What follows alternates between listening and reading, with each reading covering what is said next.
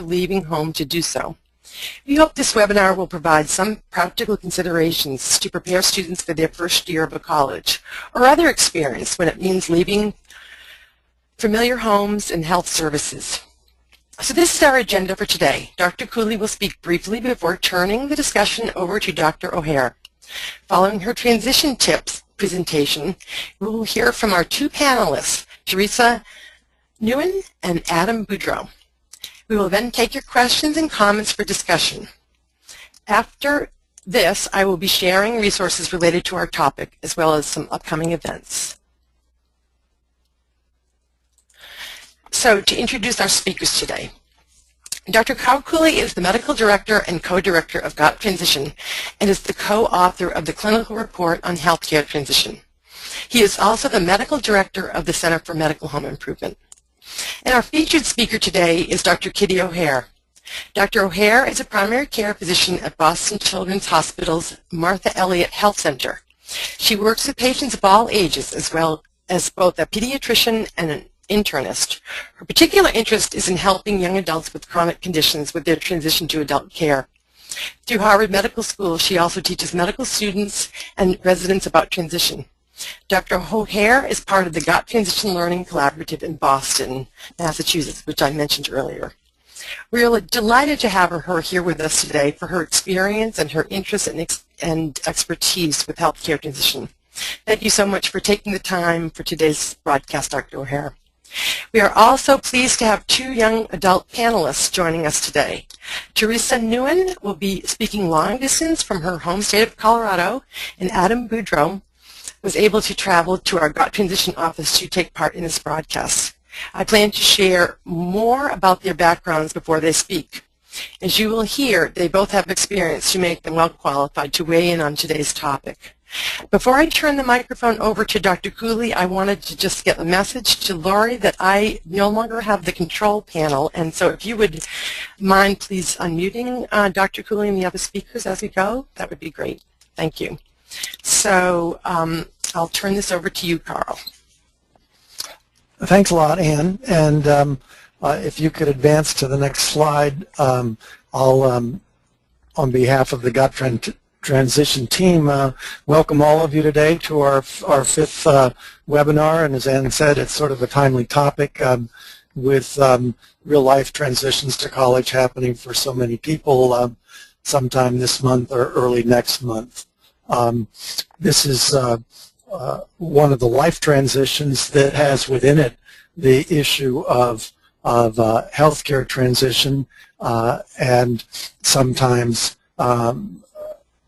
invokes a complicating aspect of not only transitioning away from familiar caregivers during the pediatric years, but also to an entirely new environment and a new set of social circumstances and a new set of individual demands, meaning the coursework in college. I also think that healthcare transition is in the context of larger life transitions. Good health and good health care are a foundation for a successful college experience, so that when prospective students are focused on this exciting new aspect of their life and the independence that it may involve, they may be less focused on their health care and assuring that they have access to the care they need will be critical. The next slide. Also, I think going to college can be a template or a sort of model for other life transitions that involve perhaps a move to a new location, a change of jobs, entering military service. All of these involve leaving familiar environments and familiar people, friends and relatives, and also leaving familiar healthcare providers and needing to search for new ones. So what we may learn today could be applied, I think, to other changes in one's life. We think it underlies the value of the 6 core elements of healthcare transition that we have been developing and working with in the learning collaboratives, so that preparation, planning, accurate information transfer are all key to the success of this. So with that introduction, I'd like to welcome Dr. Kitty O'Hare and thank her for joining us today. In addition to her introduction from Anne earlier, she has been interested in and studying the issues of healthcare transition for quite some time, and I think you'll all enjoy what she has to say. Kitty? Thank you very much, Carl and Anne. It's a real pleasure to be with you today. And as you have mentioned, it is definitely back to school time. I've seen the ads on TV and in the stores already for a couple of weeks. So college is on everyone's mind. Next slide, please. And of course, with getting ready to go to college, there's a lot of exciting things. You're learning about your new roommates. You get to pick out some fun new supplies for your dorm room. You're thinking about what classes you're going to take, even what major you might have.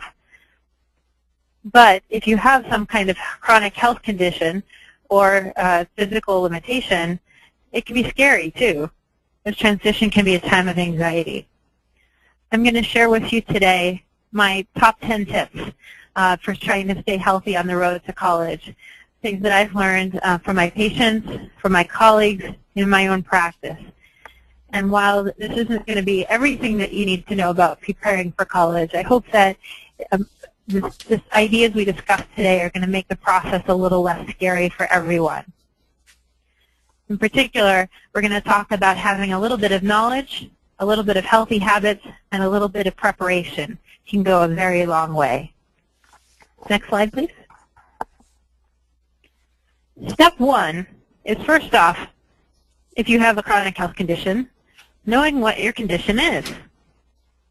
It amazes me how many times I have a patient in my office of any age, and again, as Anne and Carl said, I take care of kids and adults. And I ask the patient, so what is your health problem? And they tell me, oh, I have a lung thing, I have a kidney thing, but they don't know the real name. And it really is helpful to know the name. It's helpful for me as your physician trying to take care of you. It's important for you. It's your body, after all. So I encourage everyone to actually learn the names of whatever health conditions it is that they have. Not only do you want to know the name, though, you want to know a little bit about it. Maybe after all these years, you've never really understood what the heck is Crohn's disease. So now that's the time to learn. You don't want to be an expert on it, but you should know just a little bit about it. And going on the internet is, of course, a good place to start. I often send my own patients to websites like WebMD or the National Library of Medicine, or my own hospital, Boston Children's Hospital, has Young Women's Health and Young Men's Health websites that have a lot of good information about a variety of health conditions. A really good place to learn about your health is from your own medical team, your doctor, your nurse practitioner. So when you are in the office, you want to ask lots of questions. In particular, as your body is changing in your teenage and young adult years, you want to know if maybe your health condition is going to change too. And of course, you want to know how your own choices are going to affect your health as you get older. Next slide, please. Step 2 is knowing your allergies. If you've ever been to the emergency room, or really nowadays anytime you walk into a doctor's office, one of the first things that you're asked is, what are you allergic to? And you should know what those things are. Not only what they are, but also what reaction you get from your allergies. For example, maybe your mom told you that you shouldn't take penicillin because you're allergic to it. Well, what does that mean? Did you get a rash when you were a baby? Or when you were 5 years old, did you get penicillin and your lips turned blue and you couldn't breathe? That actually makes a big difference for the medical team taking care of you. And this is something that you should know now that you're growing up and taking charge of your own health. Maybe you're allergic to bee stings, or peanuts, or milk, or some other kind of food. You want to be ready for that. And if you do have a bee sting or food allergy, make sure you've got a fresh EpiPen to take with you to school. Next slide. Right up there with allergies are your medications. If someone handed you a plate of a strange-looking substance and said, "Here, this is food, eat this," you'd want to know what it is, right? Well, why do so many of my patients take medicines every day, put something in their own body that they really don't know what it is? So again, learning the names of your medicines are really important. I admit, sometimes medicine names are hard. I can't even pronounce the names of everything that I prescribe. But I can at least write it down. If you really can't learn the names, you should probably have a list with you. And that way, if someone asks, you can just show them the list. You also want to know why it is you take the medicine. Again, I don't expect you to be an encyclopedia about your medicines, but maybe know that, oh, this is the one I take for my kidneys, or this is the one I take for my asthma. You also want to know if the medicine has the potential to harm your body in every way, or any way.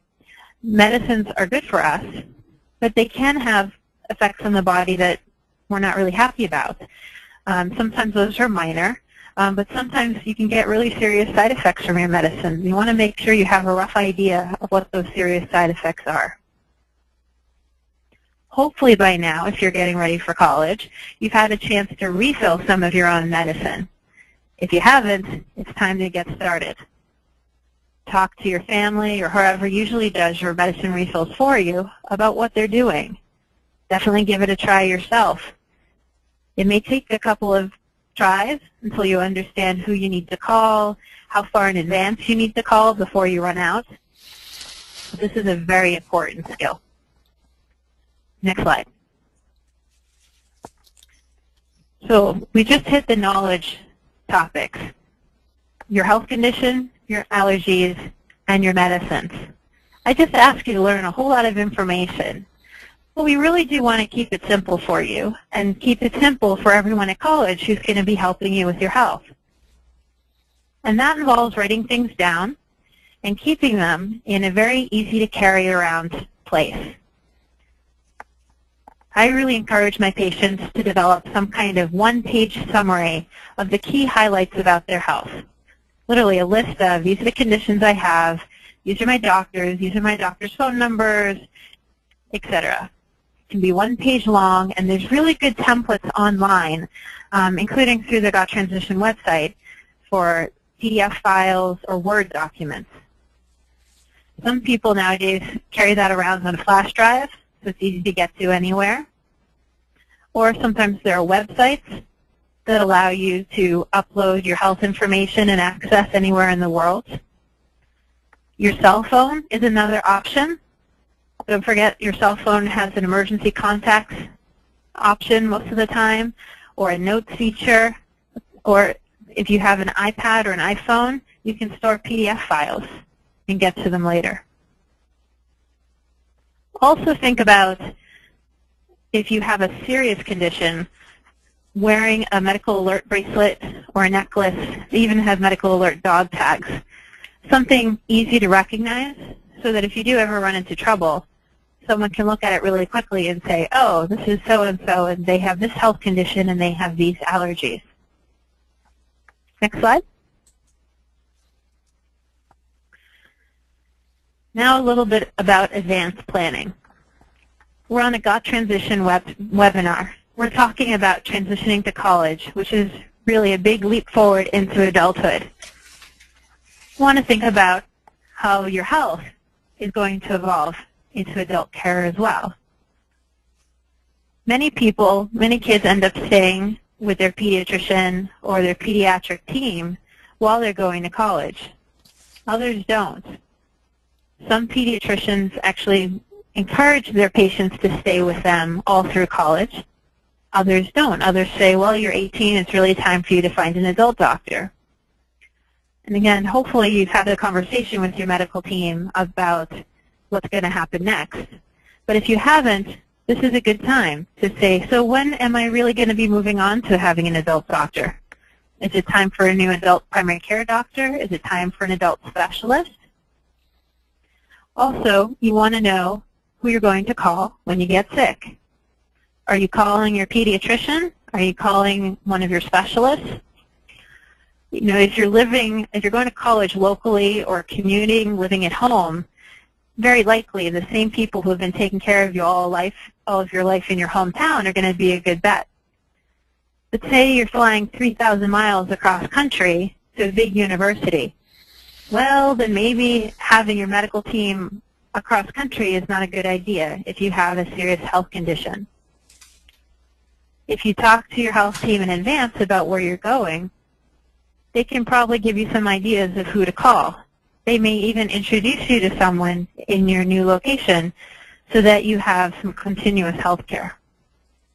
One example is a lot of my patients have congenital heart disease. Unfortunately now, there are centers of excellence for congenital heart disease really all over the country. So if one of our patients in Boston is moving to Colorado, the Boston team can call someone in Colorado and make sure that they have a good connection. Next slide. Okay, now we're going to get into the healthy habits. And really, among all the things I'm going to talk about today, healthy habits are going to have the most influence on your health, no matter what your chronic condition, even if you don't have any health conditions at all. The Olympics are going on right now, right? Everyone's watching the Olympics, learning about all these really cool sports that maybe you've never heard of before, like archery or fencing. Well, you don't have to be an Olympic athlete to get some exercise. And really, everyone needs exercise. It doesn't matter if you're in a wheelchair. It doesn't matter what health condition you have. You should be getting some kind of exercise. Exercise helps you focus. It helps you study. It helps you control your weight.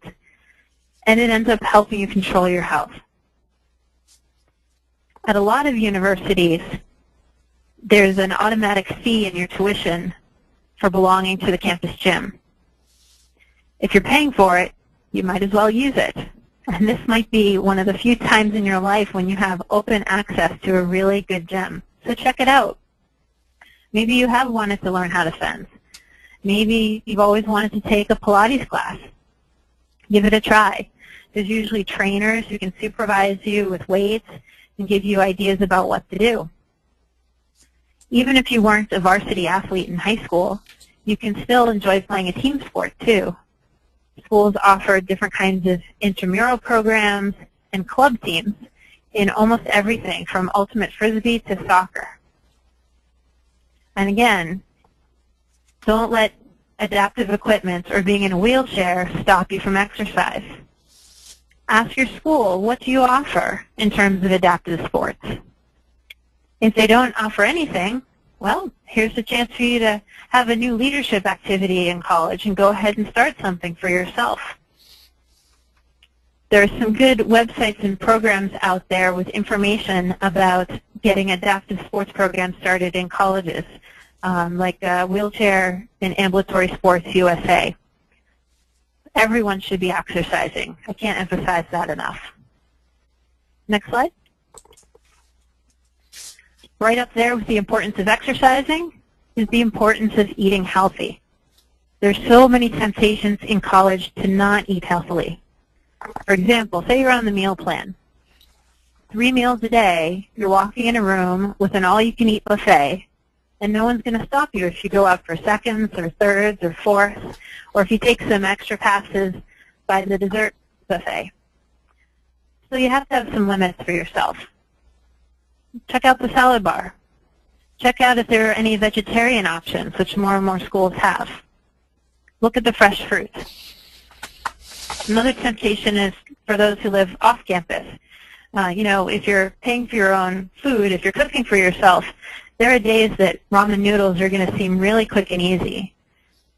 But those cheap meals really aren't so cheap in the long term on your health. A lot of the meals that are quick and easy on the surface end up having more calories, end up having more salt, can end up affecting your blood sugar. So again, eating healthy is super important. Also think about those liquid calories. Beer is one of them, but soda too, and juices. even energy drinks. It's very easy to take a large soda or sports drink with you to study and stay awake. But think about how all those calories are affecting your body. The better that you eat, the more balanced your diet, the healthier you'll be, and also, again, the better that you'll study. Next slide. And getting enough sleep. Exercise, eating, and sleeping are the 3 big healthy habits to preserve in college. Of course, there are going to be nights when you really want to pull an all-nighter. Maybe you procrastinated, you didn't get your homework done. But all-nighters should really be a rare event, if ever. It's super important to try to stick to a sleep schedule, not only a regular schedule, Monday through Friday and the weekends, but also a decent amount of sleep. Getting the right amount of sleep at night affects your weight, it affects your brain function, how well you can study, it affects your energy, and if you have certain chronic health conditions, it can literally affect your body. For example, if you're someone who has epilepsy and you're not getting enough sleep night after night, after a while you may be more likely to have seizures. So sleep is very, very important. Next slide. Okay, so what about once you get to campus, who is there to help you with your own health? At most places, that's student health. If you have a complex medical condition, you're maybe relying on some sort of outside medical team, again, whether it's your home team or some other area doctors to help you.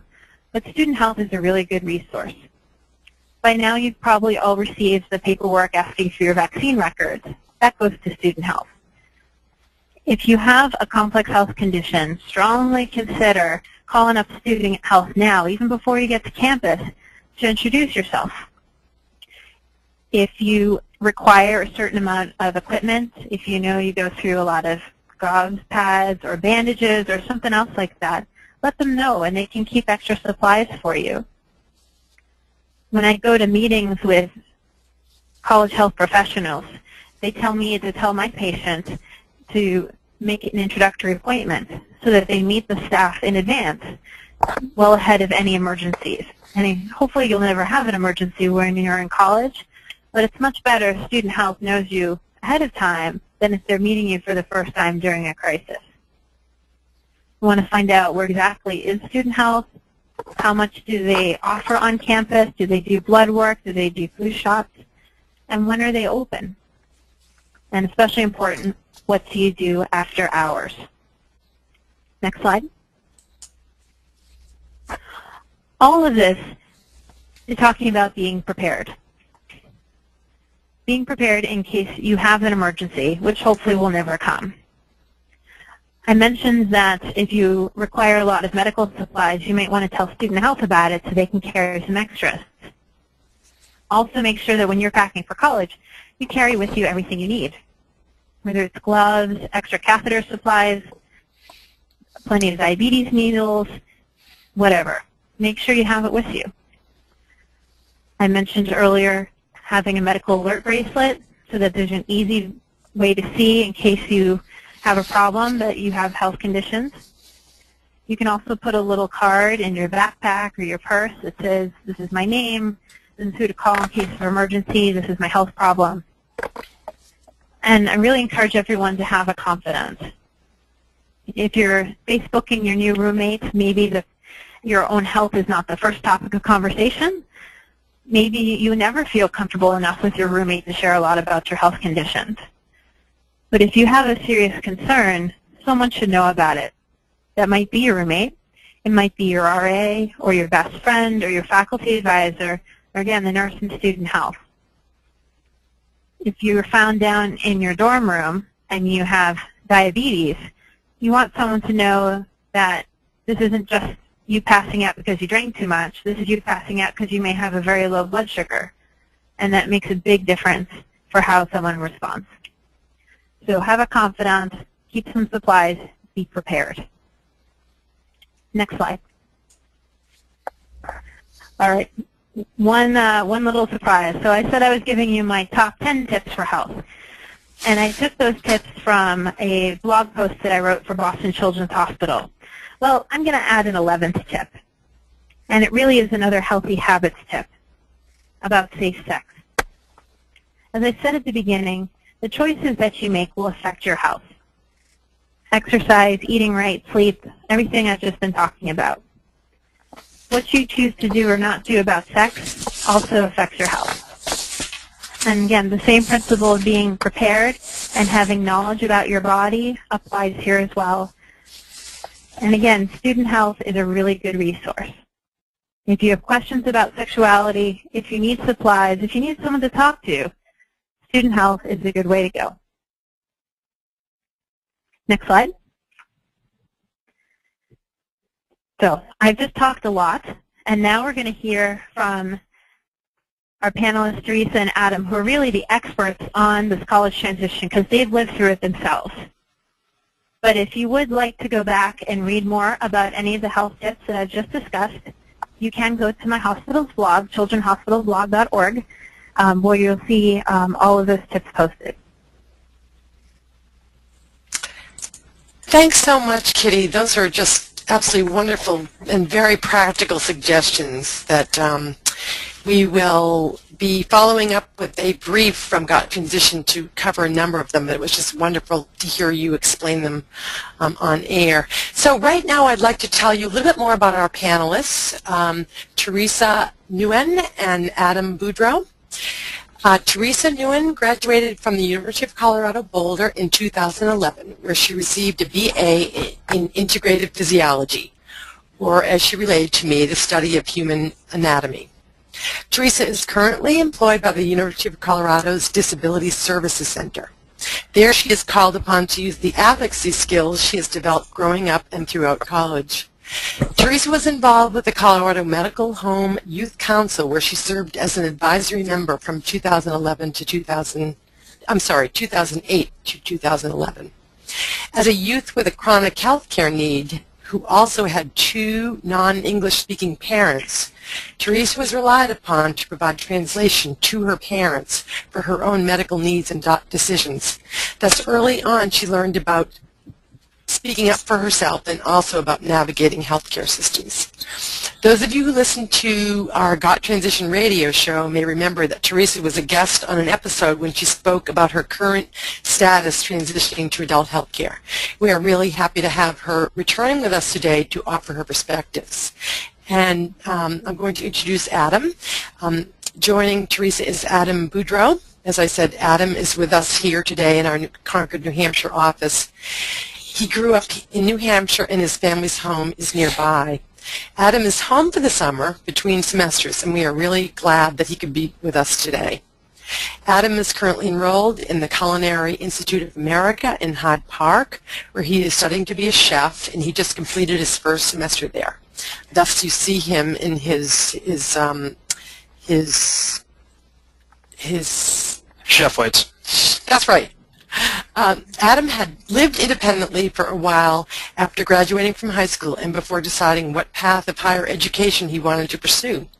So the experience of living on his own is not new to Adam.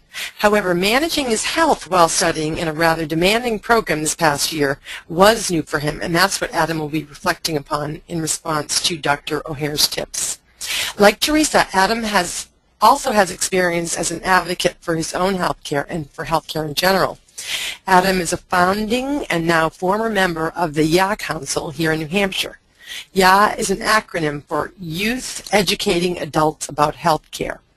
The YA Council is connected with the New Hampshire Healthcare Coalition, and both are supported by New Hampshire Family Voices as well as the New Hampshire State Title V program. Teresa and Adam, we are so glad to have you on our webinar today and look forward to hearing about your experiences as well as your perspectives on Dr. O'Hare's suggestions. So we're going to start with Teresa first. Teresa? Hi, I'm Teresa, and I was born with osteogenesis imperfecta, also known as OI. OI is a brittle bone disorder that causes my bones to be very fragile, and pretty much they can break at any given time with little to no warning. And OI causes also a variety of respiratory problems for me, especially during the flu season. And so you can imagine that, with that kind of a medical history, I was very prepared for any type of emergency situation to happen for me at my time in college. When I first started college, I decided I wanted to live on campus in the dorms.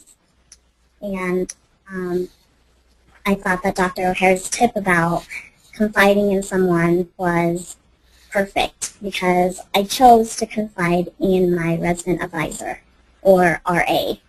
A resident advisor is usually assigned to each hall or each wing in the dorm, and they're just kind of there to ensure that everything is going smoothly, no rules are being broken, everyone's being safe.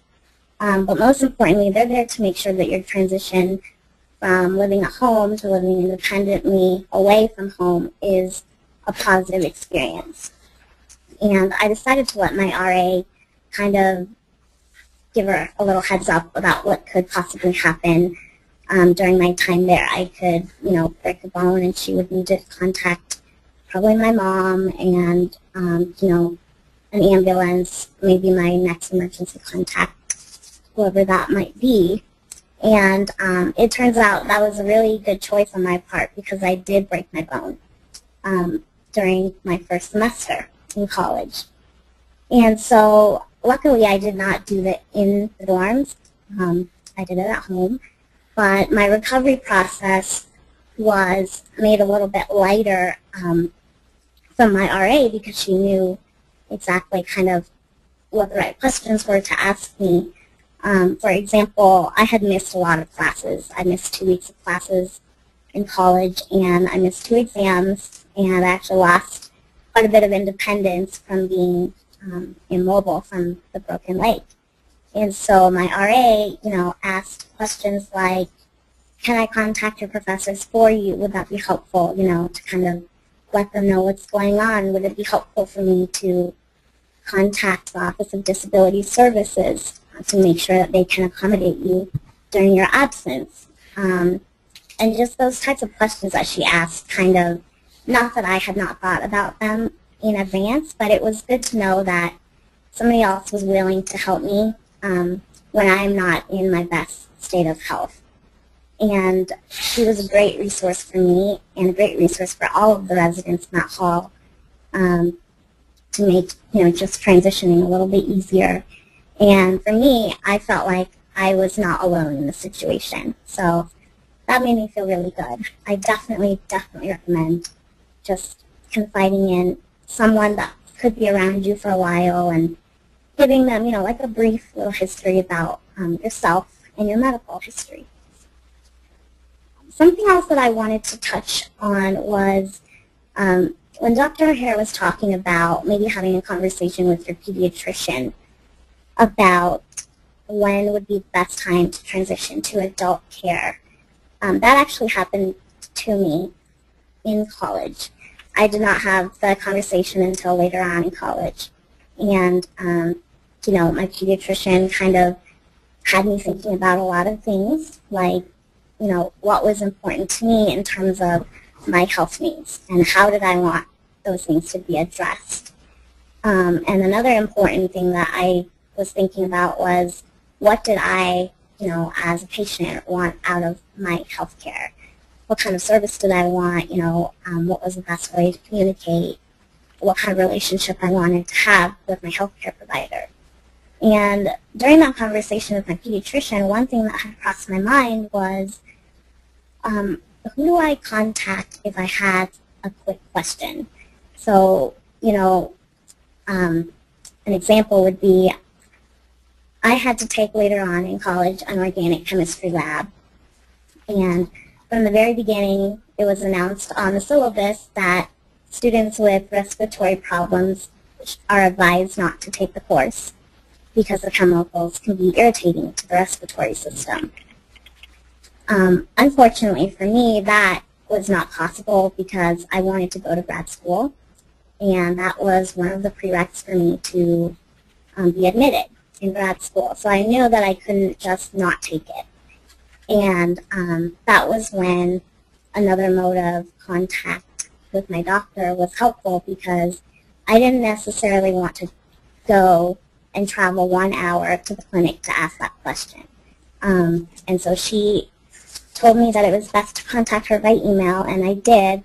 And it turns out that, I was able to take the lab in a controlled environment, and I received my credit, and everything turned out really well.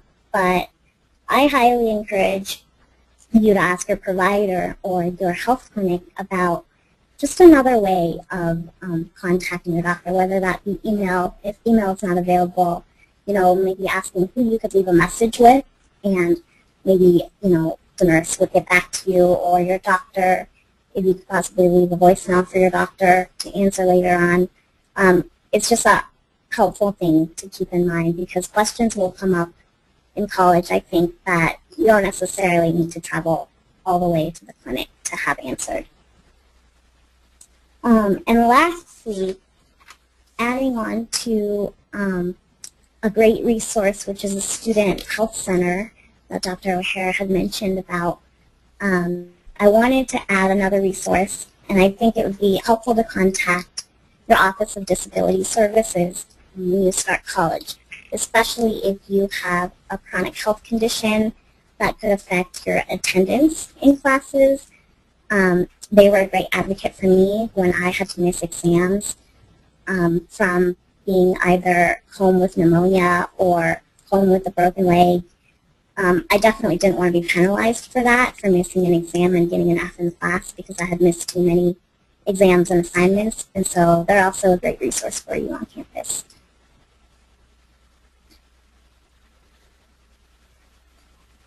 Adam?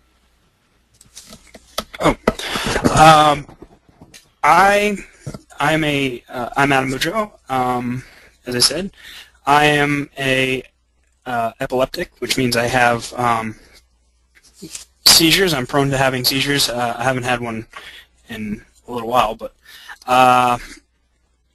as a part of transferring to college, from the transition from college, I had a little bit of experience being independent before, because I lived on my own for about 3 or 4 years before I actually went to college. I was working the fields, trying to figure out what I wanted to do. And I just, first off, I just think that I don't refer to my epilepsy as a disability. To me, it's a challenge. I find disability to be just very, just I don't like the word. It makes me feel kind of useless in a way. So I refer to it as a challenge. To relate my transition to what Dr. O'Hara had to say, I just wanted to touch base on eating well. Surprise, the culinary student picks eating well as a topic of discussion. The reason why I pick eating well is because it is it has shown, there has been proof of my seizures being triggered by blood sugar and not eating correctly. So I just wanted to touch base on that and say that I remember my said to me, if you do not eat before your class, I guarantee you I will be picking you up off the floor and sending you to the nurse's office. So I kind of had to do that transition because I had class early in the morning at 6:30 in the morning, so I had to be up by 5 in the morning. And when I'm up at 5 in the morning, the first thing I'm thinking about is not eating. I just want to wake up. So I had to sort of slowly go into this phase of eating. I had to start small. You know, I ate some fruit and some yogurt, and I had to build up to actually eating a full meal for breakfast because it wasn't my thing. I'm not really a breakfast person.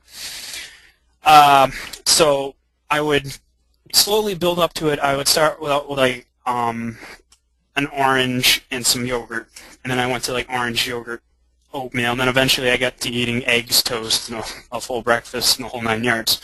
My problem with eating healthy at my school was it was hard to eat healthy, actually, believe it or not, at a culinary school, because we were eating French cuisine in American portions. And if you're not familiar with French cuisine, a lot of the stuff is finished with butter.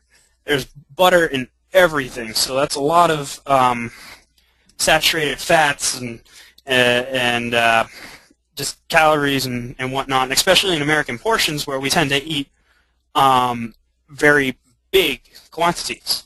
So I kind of had to really police my food intake and eat smaller portions, and I felt very bad, but I had to throw away a lot of leftover food because I just didn't want to finish that plate and then be sick from it.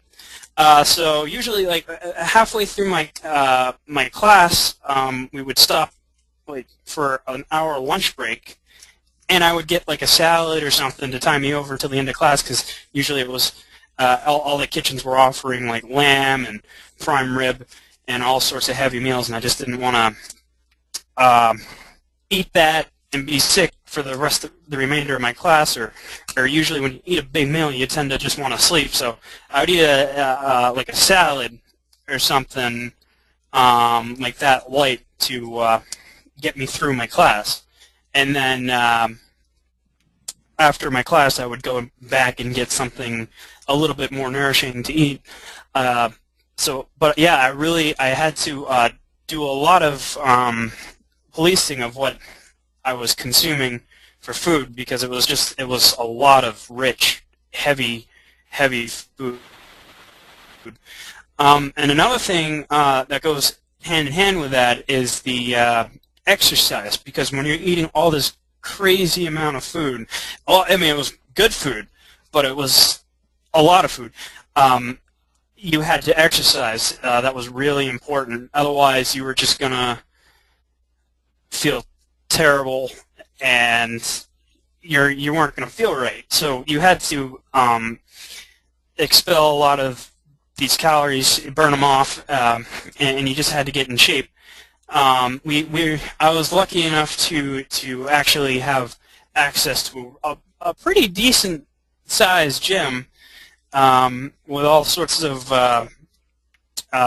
weight machines and those bikes, spinner bikes, I guess they're called, and treadmills and the like. And I also I went for a lot of walks. I would just walk around campus, and I would literally spend like 4 hours just walking and a day. I mean, because I love doing it, and I would just walk. Like I'd just go out my dorm and walk. So those are some very, very important things for me to touch base on, because in a way, when I was living on my own, these weren't particularly rules that I was following too much. I mean, I was eating, but I was like, ooh, bag of Doritos, that makes a fantastic lunch.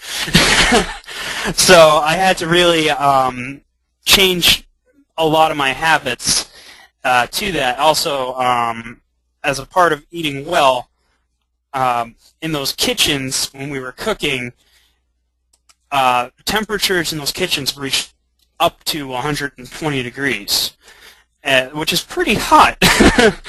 And we had to keep our proteins up and our calories up and all this energy up so we could continue working and stuff. And I mean, because it's very a high pressure thing to do, working in the culinary industry. I mean, you see those shows on TV, the cooking shows with cooking at home, like Martha Stewart or whatever, but she really sugarcoats it. If you're in the business, you will know what I'm talking about. It is very, very stressful, and it gets hot, and you're always rushing around.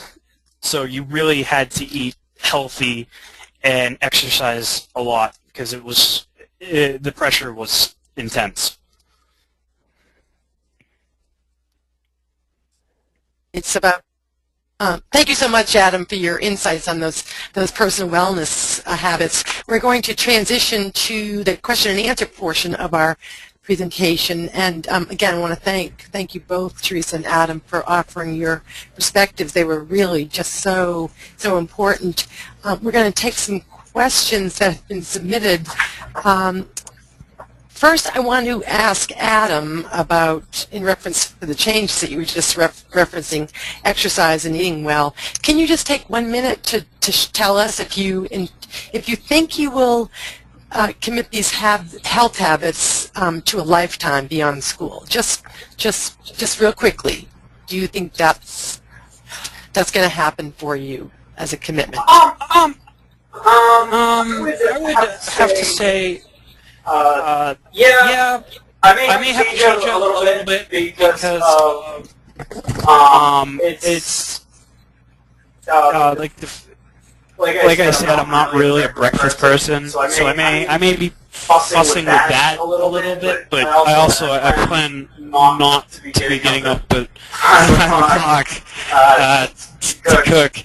In a restaurant like that, but I definitely think that the exercise and the proper eating was very important because I saw a significant change because I used to work in a restaurant before I went to culinary school, and when I was working in that restaurant, it was just like I wasn't eating, like I said, I was eating very badly, and I could see my energy and focus change when I was at the institute. So yeah, I would definitely say I would continue to eat healthy, but I'm going to be fussing with it just a little bit and figuring out what works for me. Okay, great. Thank you for that. Teresa, you provided some excellent points in reflection to Dr. O'Hare's tips about specific resources you discovered in college. I think they were really very important. Your resident assistant, the Office of Disability. Can you add your own experience? Can you share a little bit about what you learned about your own health while at University of Colorado in addition to these resources? Yeah, what I learned most about my health was that, your body is adapting to becoming an adult in college, and so I learned most about how my body adapted to new experiences in college. And something important that I took away from that whole experience was that things that might be uncomfortable for me to share with my healthcare provider, for example, sex, became less uncomfortable, I guess, the more I shared with my provider about it. It was an important aspect of my health that I knew I wanted to address. It was just the getting started that was a little difficult. But once I did, it was a lot easier, and it kind of reassured me about my choices that I made in college. Okay, great, thanks. And I have a question here for Dr. O'Hare from our audience. Do you have experience in transitioning individuals with sickle cell disease? I do. I actually have some young adult patients of my own who I follow for primary care, who they have sickle cell disease, and they also have specialists. Some of the particular concerns that young adults with sickle cell disease face when they're getting ready for college include pain management. Sometimes the medicines that you use for pain control or sickle cell disease, they're pretty powerful medicines and they're necessary. But colleges, if you haven't spoken to your college first about what medicines that you're taking or why you take them, it may surprise someone at school or cause some concern if there are heavy-duty pain medicines in your dorm room. Also, I know that our patients have to think about what they'll do in case they have chest pain or need to be admitted to a hospital, and they do some advanced planning with the sickle cell team to make sure they have a place to go. Thank you so much. And I'm going to give this question to Teresa because of her experience with the Disability Services Center in Colorado. The question is, how reliable are college supports for kids with accommodations in protecting a student's health information? Teresa, can you answer that? Yeah. You know, the Office of Disability Services, mainly their main way of communicating about accommodations for students is to the student. And then it is ultimately up to the student to disclose any kind of information that they feel they need to disclose to their professors or their bosses on campus or whatnot. But so any communication that is done is through the student, and then if we feel the need to communicate with the student's healthcare provider or the student's parents or student's professor, the student ultimately has to fill out a release of confidentiality form. And so we are not allowed to share anything beyond what the student allows. Well, thanks for that reassurance. I'm going to ask Adam to take a minute to answer this question from our audience. Did you have any counselor to assist you with pre-college preparation? I did not, actually. I did and I didn't. I went to a college prep high school for 4 years, so I sort of had this idea of what I was walking into, pretty much because of the high school that I went to. And it's actually quite funny because at the Culinary Institute they had a college prep class that everybody else in my class had to attend except for me because of my high school. So I sort of knew what I was getting myself into when I went, but I didn't really sit down with somebody and discuss what I was going to do, like what college was going to be like. So I guess you could say yes and no. Okay, thank you for that answer. We're running low on time for questions, but I have one last question for Dr. O'Hare, and then I'm going to ask if she has any questions of our panelists. But first, Dr. O'Hare, what do you recommend with ADD who have issues with executive functioning, such as time, organization, planning? Sure. Well, first off, and I guess I should say that's attention deficit disorder. I'm sorry. Yes, the ADD, attention deficit disorder, which certainly is going to impact your success in school, but it does not need to be limiting. The Office for Disability Services or even Student Affairs is a good first stop to ask about whether the student qualifies for accommodation. If they were getting accommodations in school for ADD, like extra time on task, they might be eligible for the same in college. Also, those offices can connect the student to any campus tutoring programs for homework and study skills support. There are some schools out there that specialize in helping students with executive functioning issues. Sometimes that's a bridge year, sometimes that's a full college program. So that's an option as well, in addition to your traditional university. Great, thanks a lot, Dr. O'Hare. And to sort of close the question and answer period, do you have any questions for either Teresa or Adam that you would like to ask them? I have a question that either can answer, although this touches on something that Teresa discussed. As you said, you emailed with your doctor, and it's a good idea to establish in advance whether your doctor is open to email or if there's a specific point person. I was wondering if either Teresa or Adam had used their doctor's online patient portal, which sometimes is another option for communicating with a medical practice and also lets you look at your health information in a quick way. Teresa, can you answer that? Yeah, this is Teresa, and I actually just learned about the portal this year, so I have not had any experience yet on using that. but I am excited to use it because I think that, I mean, I didn't know that there was a system, you know, specifically for communicating with your healthcare providers. And I think that's a good idea. I just haven't used it yet. Wonderful. And I think that's about all we have time for. Unfortunately, for questions today, there are always so many good ones, but as I said, we will post all the questions and answers on our website within a week. So at this point, I want to just share a few resources that would help underscore the messages we provided today. The first one, Dr. O'Hare had mentioned, the Pediatric Health blog from Boston Children's Hospital.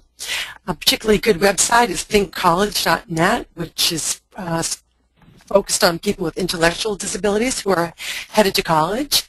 There's our Got Transition website, which has a number of resources in our youth and family section that pertains to readiness for transition.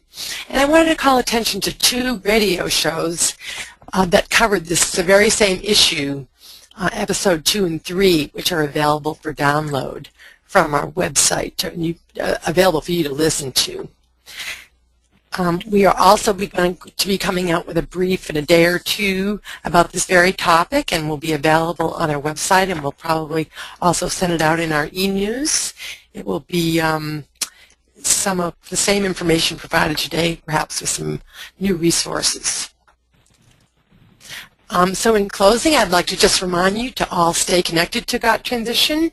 If you're not linked in with us, you can go to our homepage and sign up for e-news, and we'll send you memos when things come up, when there are webinars and radio shows and so forth. You can also like us on Facebook and follow us on Twitter. I'd also like to call attention to conferences coming up in Houston, Texas, October 18th to the 19th, Transition Conference. It's in its 13th year. This provides more information, these links here, as well as to register. It's co-sponsored by Baylor College of Medicine and Texas Children's Hospital, and it's open to providers, individuals, families, social workers, nurses, a wide range of people, and we would really encourage you to look into that. So again, thank you all for being with us today. Here is my email if you'd like to email me a question, as well as, again, our website. And I'd like to thank our speakers, Dr. O'Hare, Teresa, and Adam, for being with us today. So on behalf of Got Transition, thank you very much, and we'll talk to you at our next webinar, we hope. Take care.